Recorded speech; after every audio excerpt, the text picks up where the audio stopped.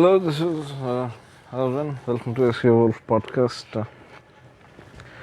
Today we're talking about how to say no to customers without hurting their feelings.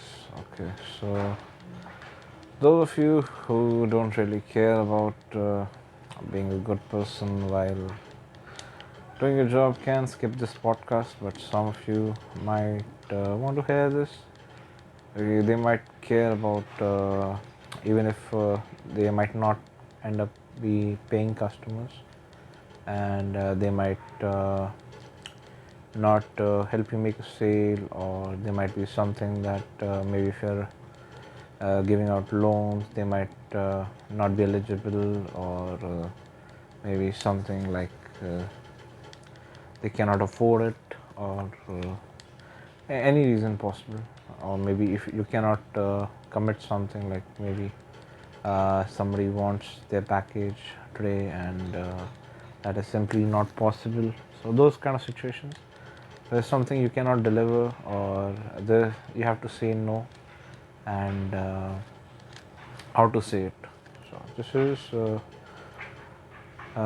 important because a lot of times people do have trouble saying no to people, and sometimes it is important. You cannot always say yes to everything. If you always said yes to everything, you'll not have time for your own or to do something that really matters.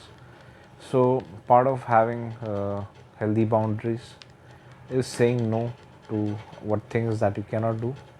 But what we can do or help you with is how to say it in a way that does not hurt someone, or you do it in a way that is courteous, professional, and over the long term it does not spoil the relationship. So here's how it goes. First thing is, one thing you can do is take the blame away from them. So a lot of times maybe say you check that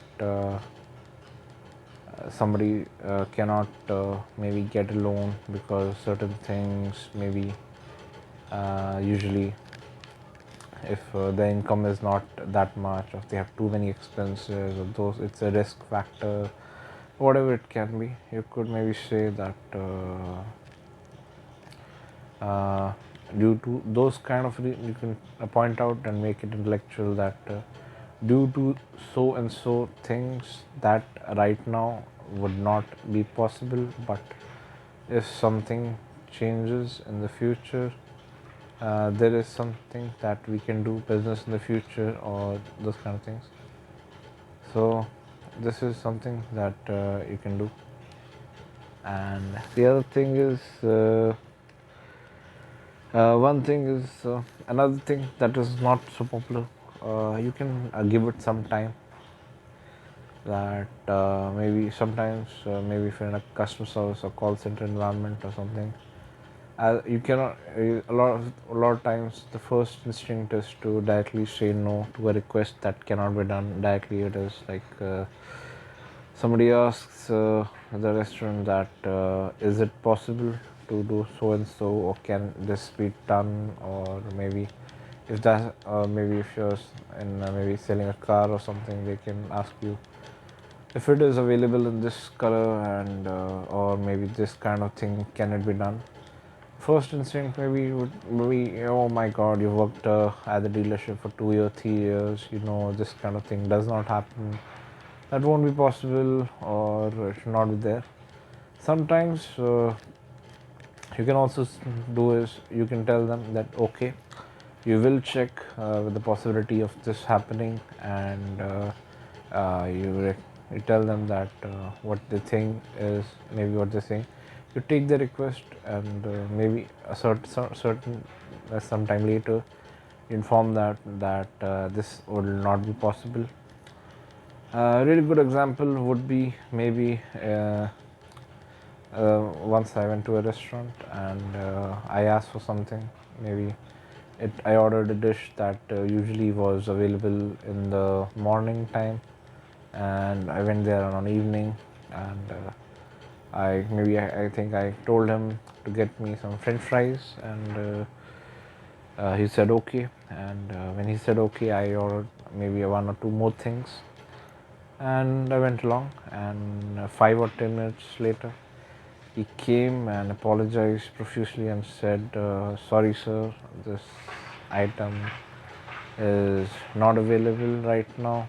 There are something else that he told me something similar. Maybe it was a snack item. This is available. Will that do?" So he probably was working in that restaurant for maybe long enough to know that this item is not available, or this is something that I should not be asking for something at that time, maybe. So this is usually what is usually done, but at that time he did not do that. He took my request and said, "Yes, sir, we'll do that." And he got back after checking, and I don't know if he checked really or not. That doesn't really matter, as long as he came after a while and then delivered me the news that this is there. So this can be for a lot of things that happen. A lot of times this happens when you've been in maybe customer service or in sales a long time, that you know a lot of things, and maybe you think that you are helping the person. Tell them directly that this cannot be done, or this request is unreasonable or something. But more often than not, some people do prefer to be told handled this way. And the other thing is, I'll tell you a different way of how to handle this. Maybe if you're on a call and the customer is angry and they're asking for this and this request, maybe they are giving out 2 or 3 or 5 requests that this needs to be done, and they're angry about something. And the other way you can deal with this is, you can directly apologize and tell them on the way that this certain thing is beyond your control, and you can all give them alternatives. Or what you can tell them is, this can be done, this cannot be done. You can directly tell them like this, and it might sound opposite of what I just told right now, but it really depends on the situation. And now you'll ask me, how do we identify this kind of situations? The first is, how do we identify whether you should say upfront that this cannot be done, or this should be done? So, for example, if you're in a sales situation, a lot of times it might be preferable that if it does not, if it is something like an accessory to a sale, maybe they're buying a car and they need to check that if they can get a certain kind of stereo with that, or certain kind of accessory. Maybe it could be a certain kind of color. Now color is a big decision, maybe something, a very small decision that is there. Maybe they can get a delivery today itself, and you very well know that that might not be possible. So maybe you can do that, like say in the sense that, okay, you'll try your best to have this expedited, or you'll do all in your power to make sure that happens. Those kind of things, yes, you could say that. But some things that uh, that really matter, like he says that he needs this car, and you do not have it directly, and this is something that it is obvious that you should be knowing about, that you should not be checking and getting back to them. Those situations you have to say that no, you do not have this. But the other thing is, you should also offer an alternative every time you say that this cannot be done. You should continue with the conversation and lead the conversation forward to a better place. Okay. Other thing is a very powerful tool. uh, okay, so I think this is more important than the one that I've told you before. This is called using softeners. I've already made a podcast on softener. You can go listen about it, and I'll talk about this again. So here, using the softener is maybe the way you speak directly. So this is kind of an advanced stuff. So maybe if you're a beginner or new person who's getting into it, you can use the first part here. But if you've been doing this for a long time and you sometimes don't have time for all this kind of things, and sometimes it is not possible, one thing you can do is using softeners in the sense is uh,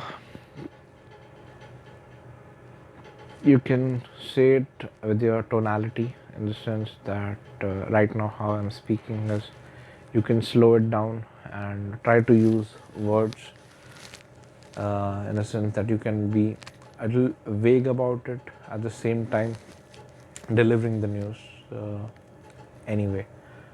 So how it can be said is, instead of saying that your opinion, maybe I have to tell someone that they're being a lot biased, and they are taking sides and those kind of things. Instead of that, maybe if I tell them that what they're doing right now is not unbiased.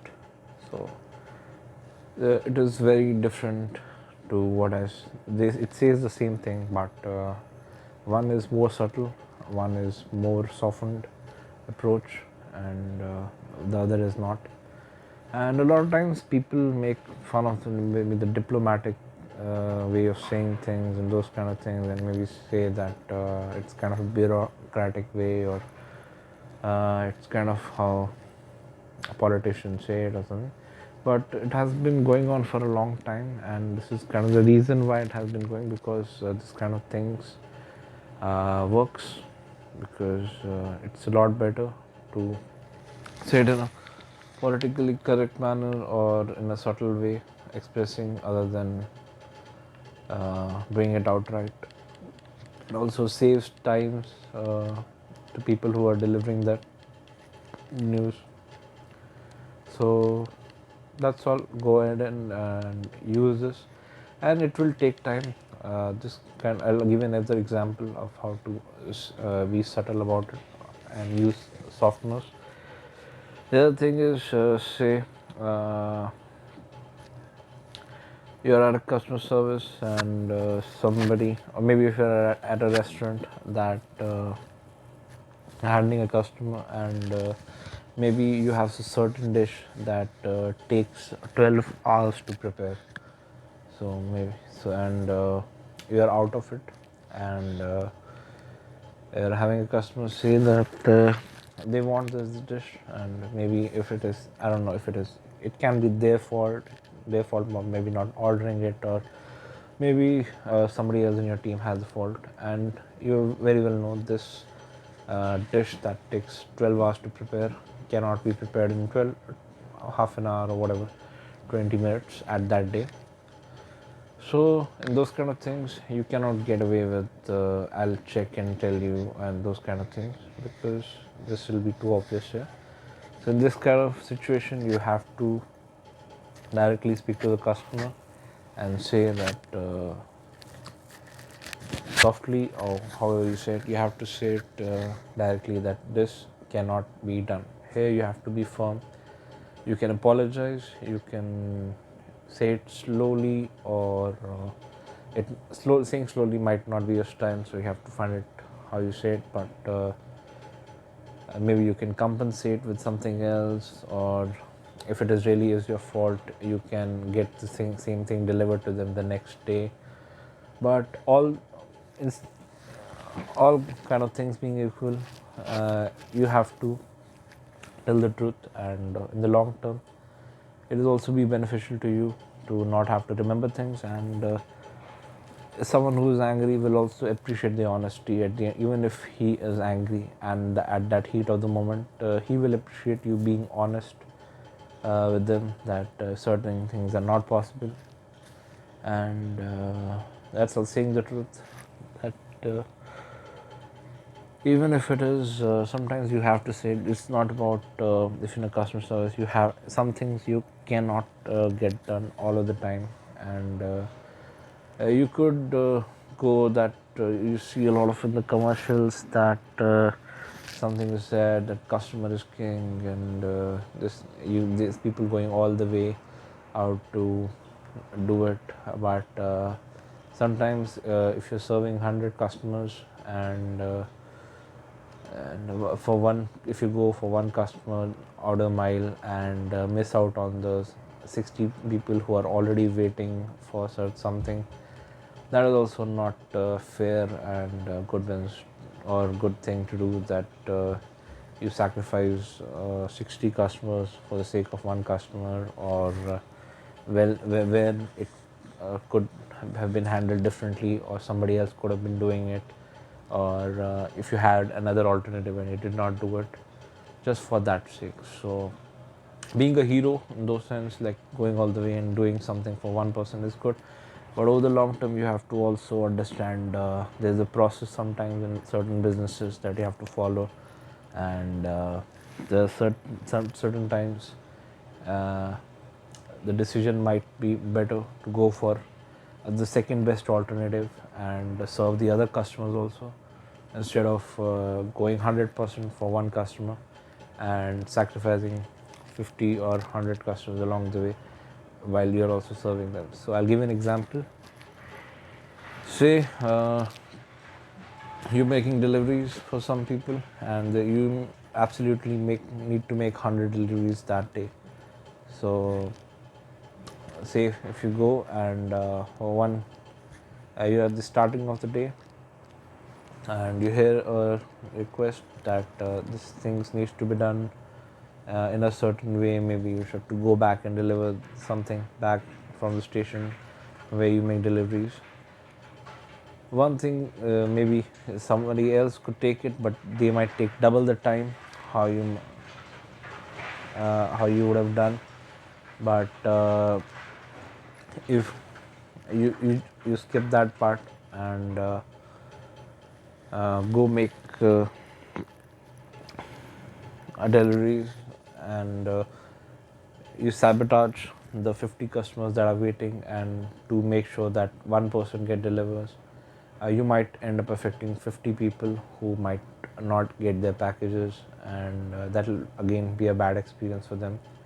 Instead of that, a lot of times it's better to make sure that maybe instead of to serve the maximum customers in those limited resources that you have, and not be partial in that way, that just because one of the customers has complained or maybe he was angry about this does not mean you sacrifice the 199 people who have not complained, and they should still be getting what they deserve. And maybe that can be at a restaurant, you take a lot of time preparing for one that special person, and all the other orders get delayed due to that reason. So that is not a good service on the long term. You are making one person feel special, but you're affecting the service of other people along the way.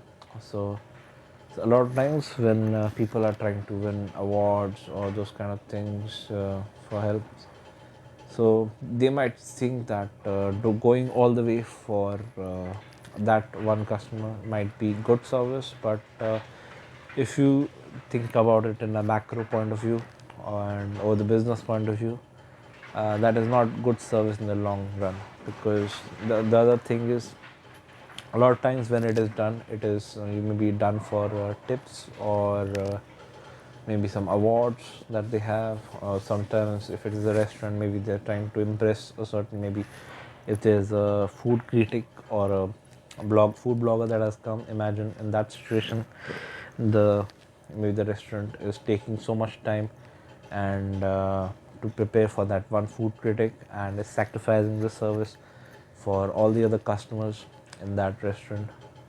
So that is also bad service over the long term. So that is also something that you should avoid as a service. So back to a point, how to say that, say no to the customers without hurting their feelings. Other thing is, that's all. Uh, you have to sometimes directly outright saying no. I used to do it a lot. Directly, I had been working in a certain place for a long time to know everything that could be done or couldn't be done.